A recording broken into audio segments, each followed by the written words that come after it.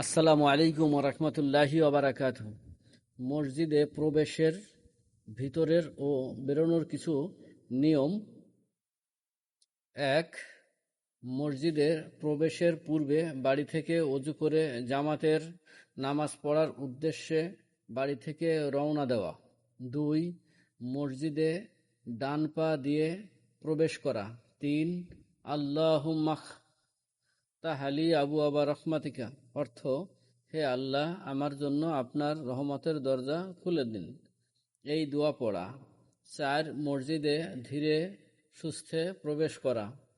পাঁচ, মসজিদে প্রবেশ করে 2 রাকাত তাহিয়াতুল মসজিদ নফল নামাজ পড়া।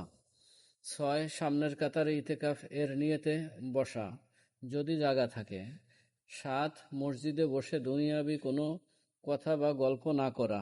আট, মসজিদে কুরআন তিলাওয়াত করা।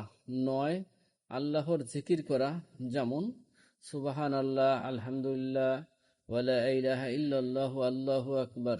10, মসজিদে বসা অবস্থায় জামাতের জন্য অপেক্ষা করা। 11, মসজিদের ভিতরে মোবাইল ফোন বন্ধ রাখা বা সাইলেন্ট রাখা। 12, মসজিদ থেকে বের হওয়ার সময় বাম পা দিয়ে বের হওয়া এবং আল্লাহুম্মা ইন্নী আসআলুকা মিন ফাদলিক, হে অর্থ হে আল্লাহ, আমি আপনার অনুগ্রহ প্রার্থনা করছি, এই দোয়া পড়া। আপনাকে আমাকে নিয়মগুলো পালন করা আল্লাহ তৌফিক দান করুন, আমিন। সকলের প্রতি আমার জন্য দোয়ার দরখাস্ত রইল।